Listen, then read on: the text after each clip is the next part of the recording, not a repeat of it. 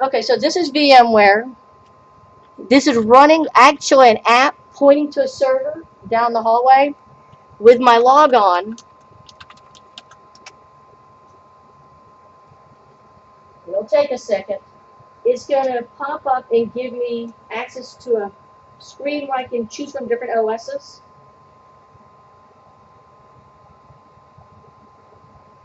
And it does take a little bit. There's a lot going on.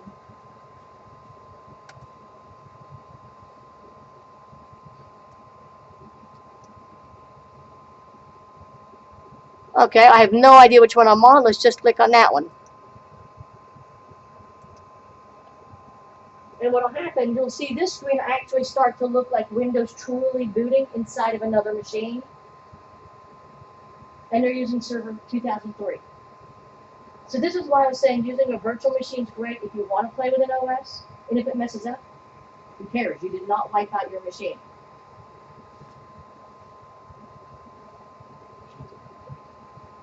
A couple of the networking courses, like Professor Scruggs does, I think he has them doing actual virtual networks. You know, email server, a web server, all virtual. Let's be honest, most of you, and I know I don't have 5 machines sitting at home just waiting to be networked together for one project.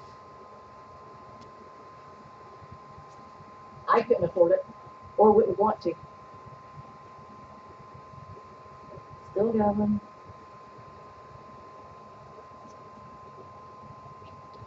We do have OSs newer than 2003. That just happened to be the one I chose.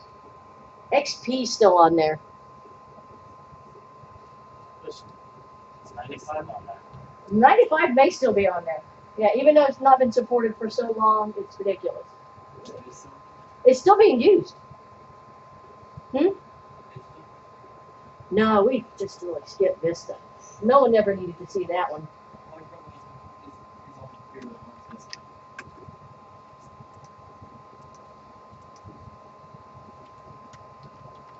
Oh.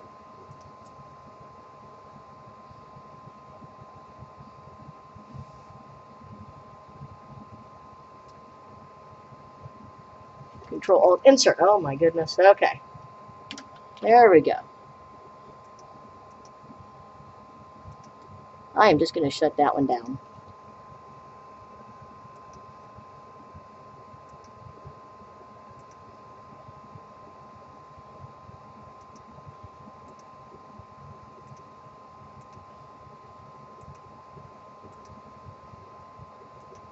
Okay, so your NOSs, they have more control.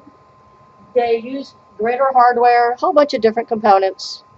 Peer-to-peer, some of you have been doing that forever. Torrent sites, are they peer-to-peer? Where one machine is sharing with another, that's really a peer-to-peer. Like that machine there and that machine there, you can sit peer-to-peer. Has no greater privilege than the other, but you can share data back and forth. Okay. There's also no control. If I sit at that machine and then go sit at the machine Simon's at, I have to make a new account on both. Every time you move to a new machine, you make a new account. That's a pain. Terrible for a network. The fact that if we have to come fix it, you have to go to every machine, but there's no individual control. If you want to share, you still can share resources. You just give permission, like share this folder, share this drive. And that's what I was talking about the account. It only works in that machine. Here's their example of a peer-to-peer using different OSs, which kind of works. We have a scanner, a Mac system, a Ubuntu, which is in Linux, Windows 10, and a printer. That's a peer-to-peer. There's not a machine in there saying, oh, no, the Mac doesn't have permission. They're all the same permission. Advantage, that is really easy to set up. Really inexpensive, too. You don't need anything really that special, maybe a little hub or a little router. You're good to go. Disadvantage, it is not really secure. There's no way for somebody to be monitoring it from off-site, like over an IT. Really doing a large install would be terrible. You know, the fact, like, the hardware class will wipe out these machines, and they can point to a server to redo it. If we're doing peer-to-peer, we get to go machine to machine to machine to machine. Not really feasible. Client server is pretty much what you have here. You actually have a central device. There's a machine when you logged on, it's called your Windows domain, it validates who you are. Even in this room, when you all logged in as user, we have a domain machine that's actually going, yep, that's the valid account, user. If you go to the other rooms and you type in your initials and your student ID, it goes to that Active Directory and looks for your name. It says, oh yeah, you're there, you have an account. So you can be on our network. The other advantage, you don't have to sit at that machine, make an account physically. Sit at that machine, go make another account. Every time you log on to a new account, if it's on the same directory domain, it goes and makes it for you. So if I go take Gavin's machine, make him get up and log on, it'll take a few minutes. You'll see it saying making user profile, modifying desktop. It's making that folder for you. Go to computer on your machine and go to the C drive so you can see what I'm talking about. You have to log on, sorry. And it can be your own machine, that doesn't matter to me. So let's already automatically stay away from the middle table. If you have time, to get here, get that table. In there? Okay. So under computer, look where it says C, and you should see a folder that also says C. C users. Do you see the folder that says users? Double click on that one. You may not have a really great list. I think you just have one that says users. Yeah. Yeah, users in public. Okay, that makes sense. Okay, this machine, since I'm on a different network, I'm actually on the internal network. Every person that sits at this machine who has a valid account gets a user profile, a folder. So, like, that's one of our lab personnel, Professor Scruggs. I guess that's John Doe, who knows. And then there's me. Okay, so if I click in mine, I should have permission. If you click on your user one, you'll have some of the same folders. Like where it says desktop downloads. Okay, that's your profile. Because you have a valid account, every time you log on to a system on our network, if it's not already there, you get a new profile. That's why when you go to the testing center, don't you have to type in your own username? That's why it takes forever. It's making that profile. I don't know why they say they don't just give like a generic account and then make you log into D2L. I'm sure for security there's some reason.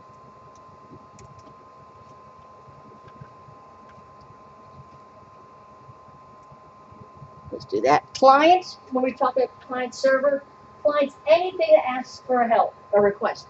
The machine you're sitting at is a client. I do not actually have automatic permission to share resources with you. They're not automatically shared. You have the domain will actually say, yes, you can share resources. On yours, you may not be able to see it, but if I show you on this one, we go to this drive.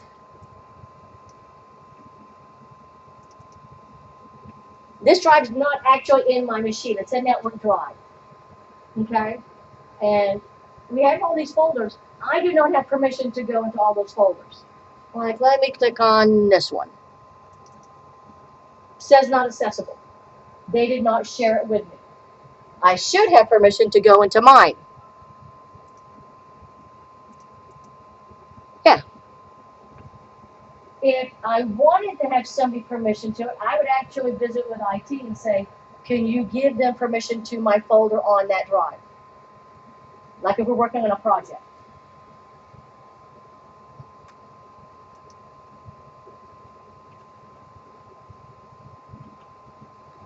Here's their screenshot of what a topology for a client server.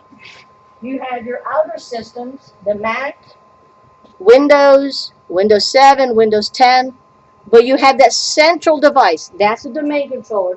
That's the one that validates who you are. So when you log in, it goes there, say, yep, you're on the system. Now you can get logged on.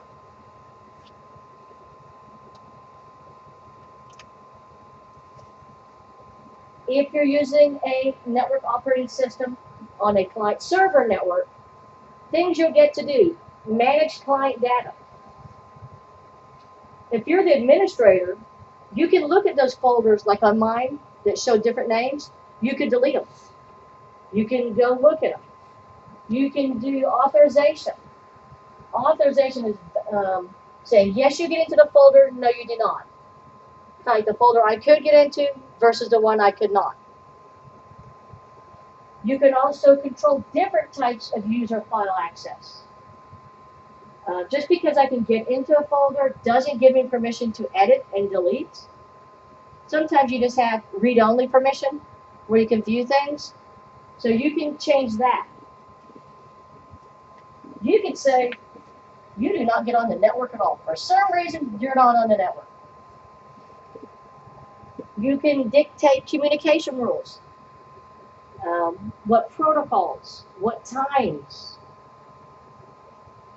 Supply apps to clients. If it's a network app, they can say, here's where the link is. We've installed it. That's part of it. These are just some examples of servers. We looked at the very 2003, or yeah, it was 2003. Looks a lot like Windows XP. Okay, you're building your own server. You need more memory, definitely. You're going to be doing a lot more tasks behind the scene. When I say tasks, that means things your computer's doing. Do Control-Delete on your machine. So we can look at the task manager. So Control-Delete, and you should see what it says Start Task Manager.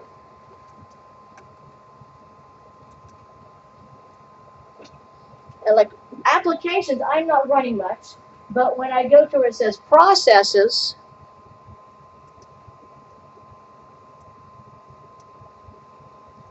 this machine, for everybody is logged on to this machine, is using 72 processes. Okay, that's just one machine. It looks definitely different if you have Windows 8 and Windows 10. But these are things running behind the scenes. It may be something like the one that says Cam Recorder on mine. That's that tool I'm using to record the screenshot. Or you may have one that says Win Log On. That's the one used to log on to the system. So all these things run in the background. They take up resources.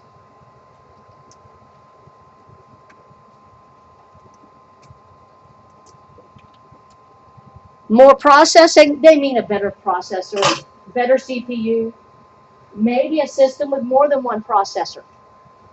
You can get those. Storage capacity, definitely, because you may be storing data for other users. Special hardware, a lot of times that is special hard drives. They'll be called RAID drives, which we'll talk about later. It's for redundancy, so if something happens, it's automatically kind of copying for you. It may be a specialized network card. Do me a favor, go to the browser of your choice and go to newegg.com. Everybody's favorite site after ThinkGeek.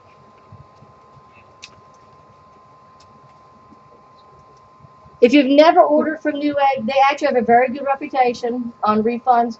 Just like Amazon's usually pretty good, Newegg is pretty good about refunds. Oh.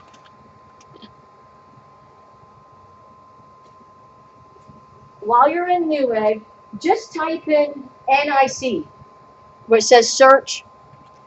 We're just looking for a network card. So NIC.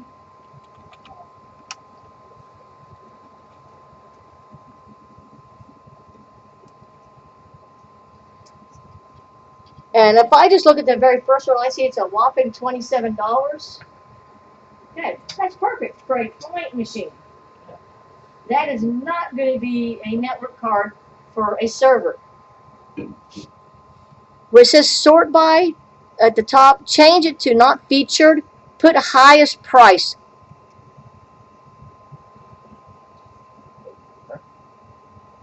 Right here. There we go. You will see network cards that are 10,000. Ignore that. They consider NIC a kind of a vague term.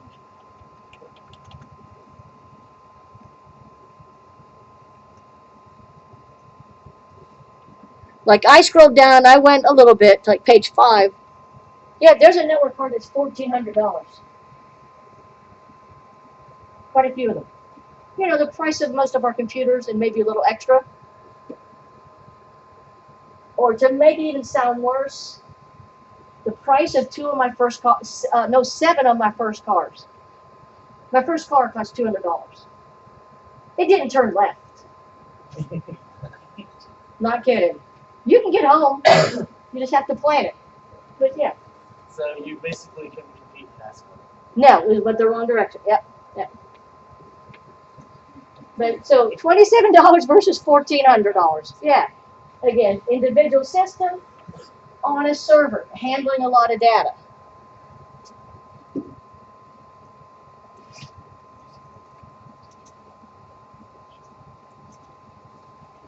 The advantage of client server over peer-to-peer, security credentials. You have to prove who you are to get logged on. The fact that you can share resources locally or over IT. Yeah, I just have to put a request in, they'll share it for me. Monitoring. They definitely can monitor our networks. As a matter of fact, I've received emails and calls saying, what are you doing in that classroom? Like, nothing. Or stop whatever you're doing in that classroom because we're taking up too much bandwidth. So they can monitor. They can also find mistakes. They found a bad network card by monitoring a network sitting over there. Scalability, all you need is another table, another chair, and an outlet, and a network port. So like if we wanted to add another machine in this room, it'd be really easy. Maybe a student, if they're in class, run another cable to that machine. You have to buy a virtual machine up there. So it would not be difficult at all. Same way if we wanted to add a whole new room. Would not be very difficult to add it to the network.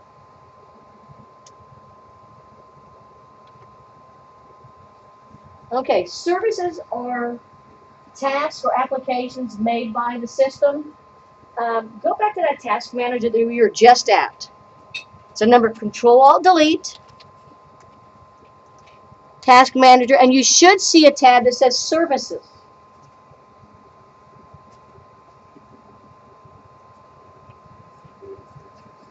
Now, you'll see a giant list. That does not mean they're all running. Because you may see like a couple things like description of what it is. Like one of mine says net log on, but it says it's running. You'll see a whole bunch that are stopped. They're waiting for you to use that service. Like if you had Skype on the machine, it may be waiting for that service to be started before it even does anything. Because you do not want all these services running if you're not using it. You can stop a service. Like if you're not sure if it's working correctly, you can start and stop it just by going in.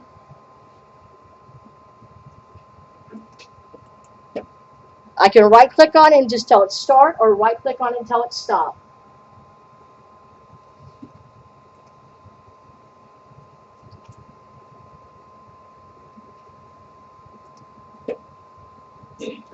Okay. Protocols. It's based on an agreement we have. We've agreed to follow this standard. That's the protocol. Like a protocol could be, we're going to only speak in this class in binary code. Yeah, that's not happening, I'll be honest. No. But that could be the protocol. Because everybody needs to agree to it so everything flows through correctly. Okay? One of the two main protocols is TCP/IP. If you're on the internet, you're using TCP/IP. That pretty much is the internet protocol. Macs use it, Linux use it, it's pretty much the standard. And it's open source. And that's how come it's so popular. Other companies can use it. And it's made up of two parts, and we'll go over those. It's actually more than two parts, but that's the main two parts. Okay. This is just showing a view of an individual. Their diagrams sometimes are rather interesting. You have a person sitting in a machine going to Cengage.com, going over the internet to a web server, and it's coming back with their data they requested. Okay, when they're surfing the web, they use that TCP/IP protocol. There's also HTTP protocol. Like if you're surfing the web, it's HTTP://. So there's a whole bunch of different protocols we'll talk about. Applications. Some of them will use far more than others. Web service. Imagine if your computer did not have web capability. Yeah. You're like almost be in the Stone Age for some of y'all. Like, let's be honest, how many of you have actually been to the library physically? I did that to one class, one person. Because they do everything over the web. Okay, so web services are amazing. Some of the other services we definitely use, email services. Let's be honest, some people don't write letters anymore. Email's great, except it doesn't leave a paper trail. FTP service. Besides using Facebook or, oh my gosh, MySpace, it tells you how long ago that was. Anybody ever make their own website? But not using Facebook and not using MySpace. I haven't used it. Okay. Because one of the things you had to do was use a file transfer protocol. Basically, develop it on your machine. You have to transfer it from your machine to a server. So use the FTP service. Another service is Telnet. Telnet is an actually dangerous service because it's not secure at all. Like if this was my password, going across a Telnet connection, you would be able to read my password. It sends it over in plain text. If I'm sending it over in plain text, why even have a password? Just go, well, it's going to be password. So a lot of times Telnet is actually stopped, and they'll use another service to do the same task. Remote desktop or remote application, we'll use those in this class. We'll use two different remote desktops. We'll use the one that's built into Windows.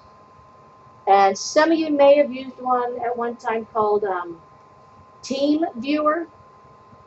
It's really nice. I like it better than the Windows one, I hate to say. But we'll play with both so you can see the difference. If you've ever had to fix somebody's machine, remote desktop is so much nicer. Instead of saying, okay, click start. Tell me when you click start. And then they go, where's start? Okay, so we'll play with those. Those are the days when you're just like, why do you do this? Oh, no, I'll be honest. I've had to do that. And I said, you know what? I'm close by. I'll come by and fix it instead. Yeah. I was 20 minutes away. It was closer and quicker for me to come by than be on the phone. And I wasn't getting frustrated. Okay. So here's another service. An individual sitting at their machine. They use SMTP. That's the protocol to send mail. It goes to a mail server. It then goes to the receiver's mail server. And then it has another type of mail protocol, POP or IMAP. So there's more than one protocol just for email. Between POP and IMAP, they're a little different. One of them, if I open up the email here, it actually saves it local and takes it away from the server, which is great if I'm always at this machine. The other one, and we'll talk about all these later, you actually leave it in the server So you can always get to it from anywhere. It's like your Raider account. You can check your Raider account anywhere and your email's still there until you delete it.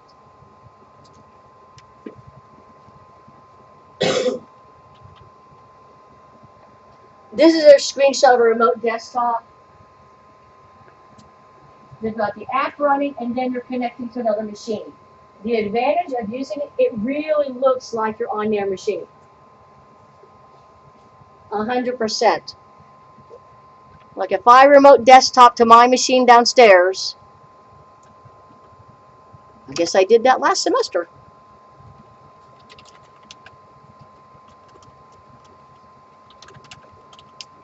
You're not able to get to mine. You're not on the same network. And you also have to know my password. Okay. That's your remote desktop to my machine downstairs. Okay. The advantage, oh, I need to get that file, I can get it right away. Disadvantage, security a little bit. You just got to make sure you're on a secure connection. But you are taking up resources. It is a little weird if I've done that and somebody's actually on my machine and stuff's moving, which I've done that, and I'm like, wait a minute. It was our IT staff doing something. I was like, oh, I'll be right back. Hold on.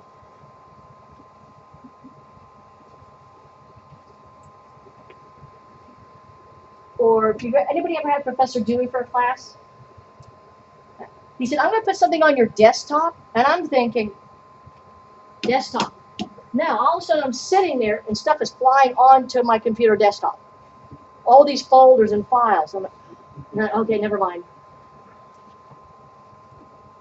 That has yet to happen. Well, he had permission, but it just freaked me out. Okay. Hardware. We're talking about LAN, local area network. This room is part of a local area network. This campus is a local area network. We're not that large of a campus, so we're a local area network. Your home network is a local area network. You can have other devices. You can have a switch. We used to have one in the room when we had it down the hallway, and we would have a switch, and it actually lets you share from one network to another. You could leave the room. Star topology. This is probably one of the most common topologies.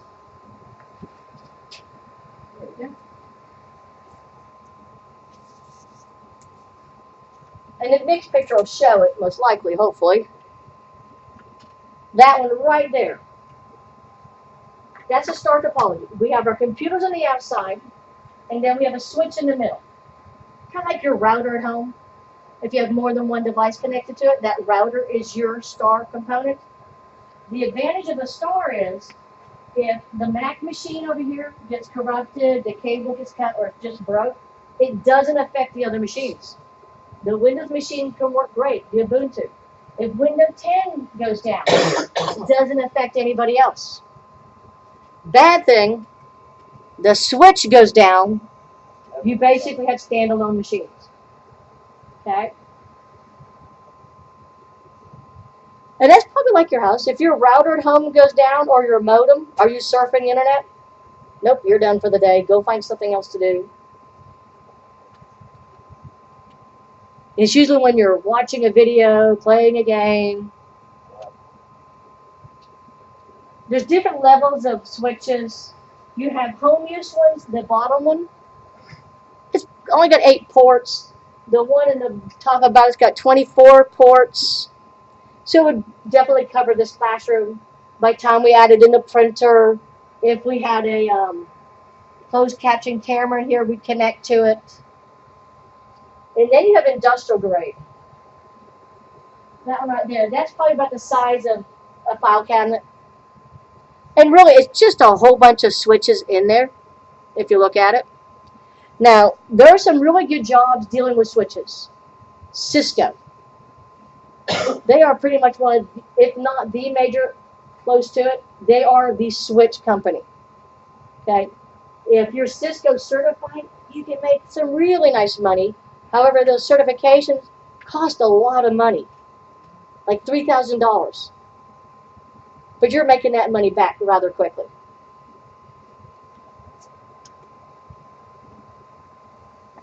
Some other hardware, your network card, if it's on a laptop, it can be a wireless adapter, or you could still have the RJ45 connector. And this is just bottom is just a screenshot of your network card that was taken out. And the picture they're showing is actually what's called your MAC address. That's how you know that network card from that network card. Every network card needs its own number. Kind of like every person should have their own student ID on campus. Same thing. To see what yours is without opening up the case, because that would be a pain, especially taking apart your laptop. You're not going to let me do that. I wouldn't even let me near it. Go to start and type in CMD. Yes. I know this one. Okay. This is the command prompt. It's not really a command prompt. It's an emulator. Because Windows used to be built on DOS. Now it's not. But at this point, I want you to type in, and we're not going to get to it all the way, ipconfig, all one word. So ipconfig.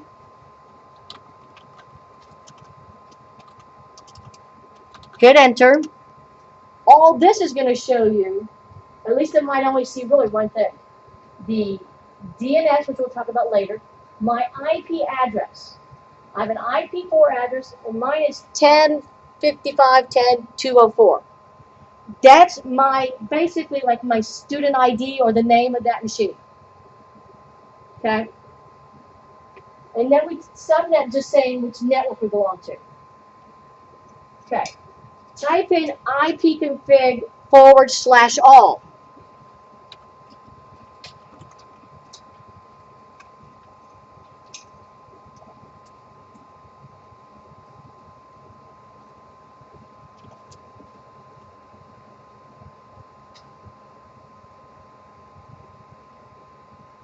Okay, when I do that, I see a little bit more. When I did ipconfig all, like host name. That's actually the name of the individual machine. Like mine is BS215 Lab 00. Tyler's is probably Lab, hopefully the number correctly, even close. Lab 01, Shane, what was yours? Should go a little higher. Oh, 02. So that's the name, like your name. And then if you scroll down, you'll see an item that says physical address. That is the exact same thing as MAC address. Okay, it's just another title for it.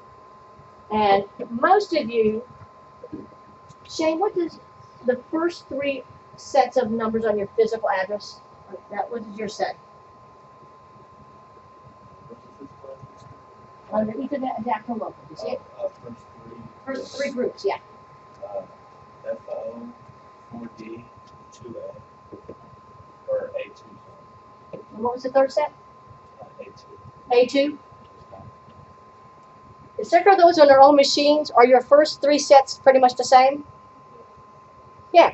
The first three octaves are actually the company, manufacturer. Even mine has the same first three. Okay? That's the manufacturer kind of ID. The last three is your individual number. Okay? No one else should have the same. I would hope not. That's like having somebody else with your social security card number. It's going to cause issues. That's just scary. Okay? Is everybody able to see your physical address? I have two of them. Well, you may have a virtual one and a physical one. Because make sure it says local area connection. It has local area connection and local area connection too.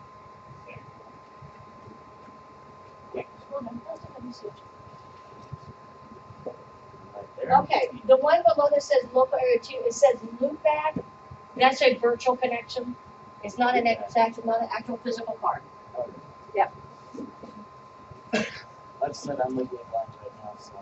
I gotcha. Okay, so you know the name. That's the physical address. Much easier than opening up a case.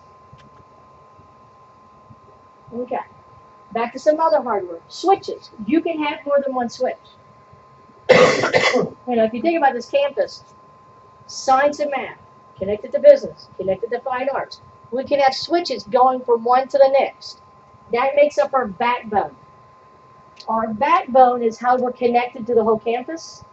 Luckily, the whole campus, oh, they got rid of it. They cleaned out my cabinet.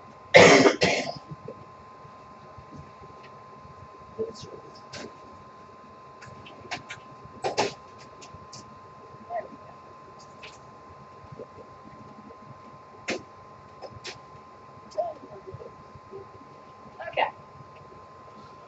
Your backbone has to have some conduit or some way for the data to go across. It could be through something terrible like RJ45 Cat6 cable. That's not going to be great. It's not going to handle too much data. Or it can be a fiber optic cable. This is actually the cabling that's actually going between our buildings. When they did the cabling a couple of years ago, like 2.5 years ago, I was like, will you please cut me off a chunk when you're done? And this is a fiber cable, so a lot more data goes through this as the backbone. And the nice thing about this, it is really sturdy. It's not going to bend easy because this goes in the ground. This is buried inside of some conduits, so someone can't go near it with a shovel and accidentally quickly just stab it and break it. Doesn't mean they haven't. We've had maintenance or ONG come out and cut our line by accident. Okay, so that's the backbone using some medium, and those switches are connected together. Those are called daisy chain. When you connect one to another, Here's a perfect example of a daisy chain. Switch 1 is connected to switch 2, which is then connected to switch 3. This is also known as a bus topology. A bus topology, you have a machine.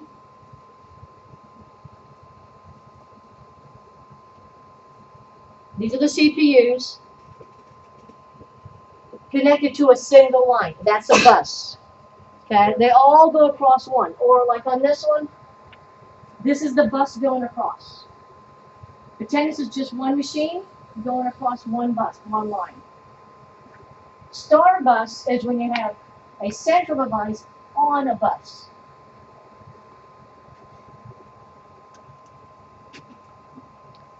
Your routers, I would assume everybody who has a home network has a router.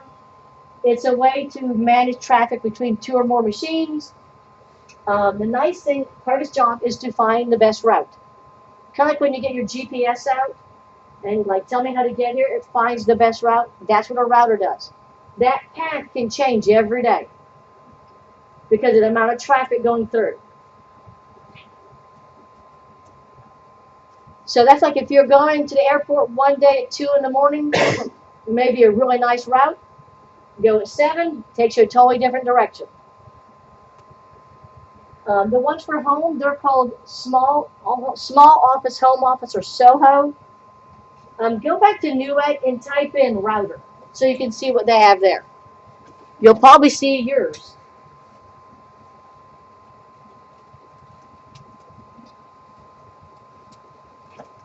So instead of where Nick was, just type in router. And I'm just going to click where it says wireless router. It really doesn't matter which one we look at.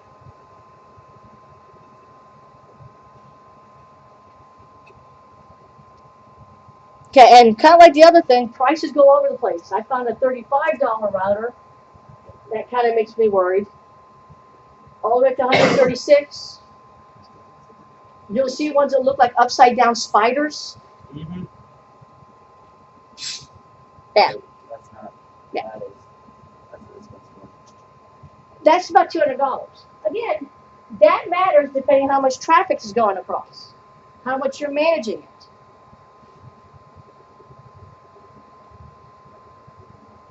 Later on in the semester, one of your labs is we're going to play with a router, and I hope we get to. You'll connect to it. You'll look at the settings. because you need to know how to securely set up your home network instead of just plugging it in and going.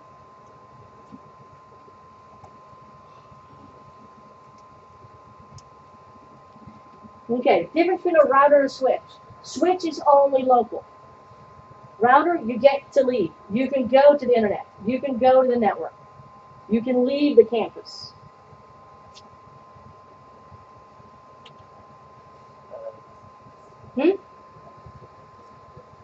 Sorry, what?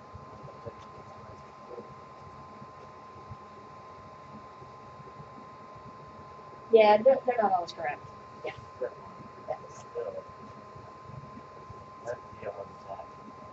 Okay, so here's an example. We have the top one, which is a router between your network and the internet. So you have your home router with a switch connected to multiple machines. Or you can get a combo device, which is what most of us have. Your router at home, if you have one, is an all-in-one. You can connect to more than one machine and then use it to go to the internet. The only thing it's missing is showing your modem that you're connecting to.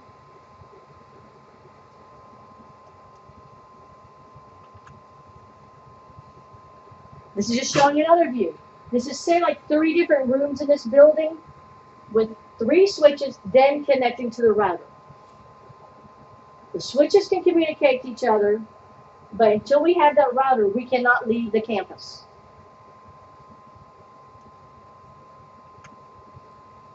Okay, so that was LAN. Now we're talking about WAN and MAN, and even have one called PAN. Okay, MAN is Metropolitan Area Network. I always use OU for that one, because look at the size of OU's campus if you've ever been there, or walk around OSU. Their campus is quite large if you ever have to get from one place to the next. That's a Metropolitan Area Network. Or all of downtown could be a Metropolitan Area Network. And they were going to do that at one time, where you could be downtown and have access to the internet at all times. Yeah, probably not the best idea. It's a great way to steal data. Then you have wide area network. That's multiple LANs connected. Doesn't matter the distance. Pretty much the internet is a WAN. And then there's the one that's kind of unusual, PAN. That's your personal devices, like your laptop, your smartphone, if you have a smartwatch. Anything's basically on you that you can carry with you is part of your PAN. Or like even I have one of those tiles, so if you lose a key, you can connect to it. That's part of my personal area network, which is great when you have other faculty that steal your keys and hide them on purpose. I'd probably do one of that. Bad thing when the battery dies, it's useless. Yeah. Okay, here's a really good example of a wide area network. We have a router in San Francisco and a router in Philadelphia. Okay, definitely far end of the U.S.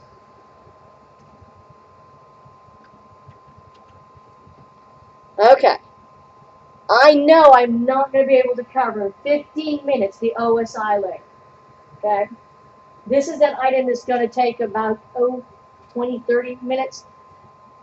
I'm going to skip ahead and then go back to the OSI layer on Monday. Okay, so I'm going to go to the safety portion.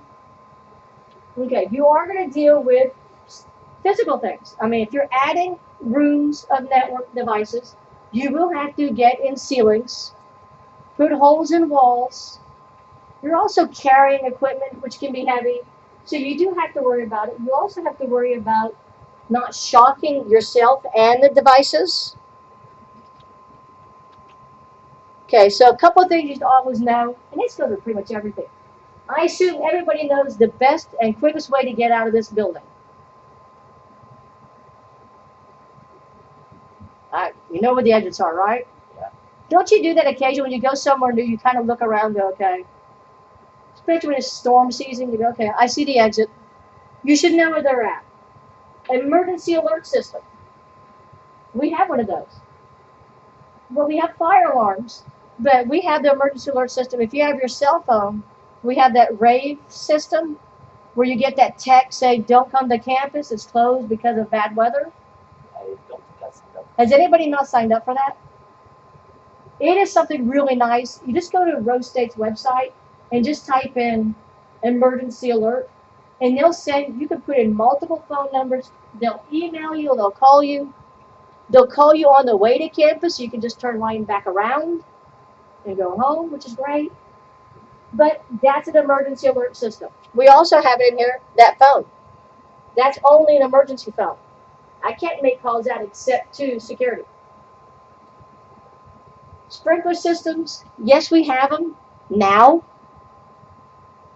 3 years ago, before this building got renovated, we had 0 sprinkler system in this building. We were the only building that did not have a sprinkler system. We were the first building on campus. Okay, so when they did a renovation, we amazingly had them. Thank goodness. Emergency power off switch. You see those at gas stations. Yep. Right near the pump. It's that, you like big red button. Even a lot of network rooms have those. It's just a way, it doesn't shut it down gently. If you hit the button, it just kills the power. One of the gas stations, not only control the power, it actually drives all the circuit boards and systems. Yeah, you don't just do it for fun. And with the EPA, same thing. Well, it's usually when that person drives off with the hose stuck to their car, is when you see somebody do it. And to be honest, I actually set up one of those buttons. Did you? Yep. I took 2 trades in Job Corps and Oh, okay. There you go. We have an emergency switch for the monitors, but we covered it. If you notice, now it's covered with paper, so y'all won't keep messing with the switch. Yeah. Because you come in and you can't get on the machines because somebody flipped the switch. Suppression agent is not like a fire sprinkler. It's actually usually a foam that basically smothers and takes out the oxygen. And if you've never watched one, it's kind of neat. It's like a foam party.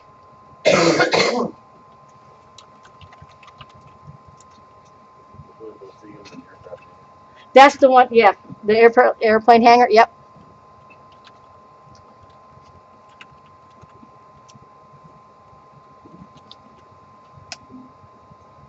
Well, okay, that is not. That is the, there we go. Wow. We're not going to watch the whole thing. Matter of fact. There we go.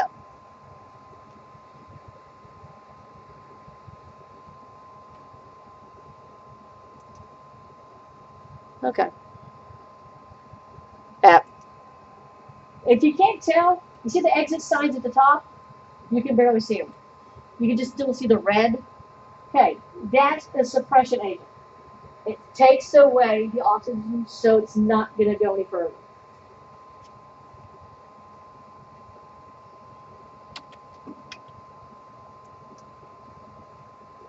Then you have some other security items. You have fail open, fail close. Basically, an emergency, does the door lock so people can come in and leave, or are they locked in? So if something says access during a failure, that's fail open. In other words, imagine there was a fire next door in 216. We have that fire door right out here. Those 2 big wood doors, those are fire doors. If they were set to fail close, and they automatically close because the magnet lets go and they shut. Fail close, we'd be stuck behind that door. We could not leave. Fail open, the door's still shut, but you just can leave. So it'll stop the fire from spreading, but you still get to get out. Okay? Usually if you're doing fail open, you're protecting people. Fail close, you're protecting data. Okay, because you don't want anybody going back in. Because that does happen in disasters or even man-made disasters. People set fires, cause alarms, and when everybody leaves, they go back in. And we've had a fire in this building, not a big one, but once we evacuated, we had to make sure every door was locked and no one was in the room. To make sure everybody was out and make sure no one could go in and steal everything.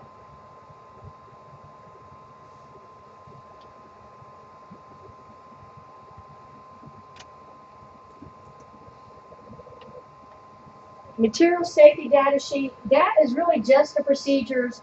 If you get the chemical in your eye, what do you do to flush it out? Or if you accidentally ingest it, what do you do? You'll see it's usually a peel-off label. That's what that is. Then you have OSHA, Occupational Safety and Health Administration. They basically give the guidelines on how to properly work at certain job sites, how rooms are supposed to be set up. Like if you have trip hazards, you can get in trouble. If you have employees wearing sandals and then doing roofing, you can have some trouble. That would be kind of funny to watch for a second, I'll be honest.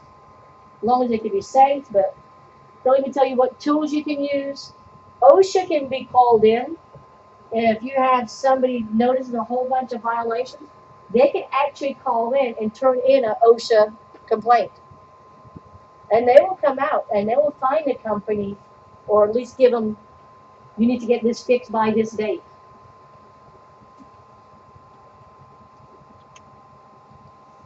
Heavy objects, servers are heavier than desktops usually. You got more equipment in them.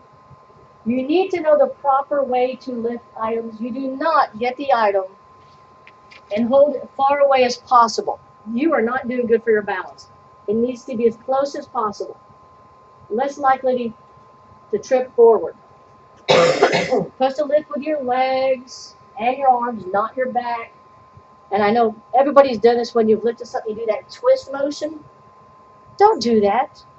If you've never heard your back muscles rip, it's not a good thing.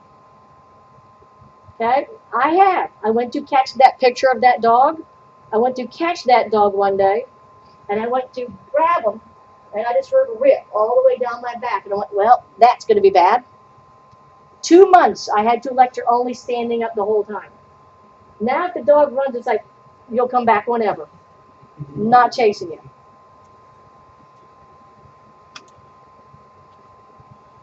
Static discharge. It's easy when you walking around, especially in the winter when we have the heater on, it builds up static. It also depends on what kind of shoes you wear, your clothing. Some of them are great at building up static. So you want to discharge before you deal with something. So like in the hardware class, they wear static straps.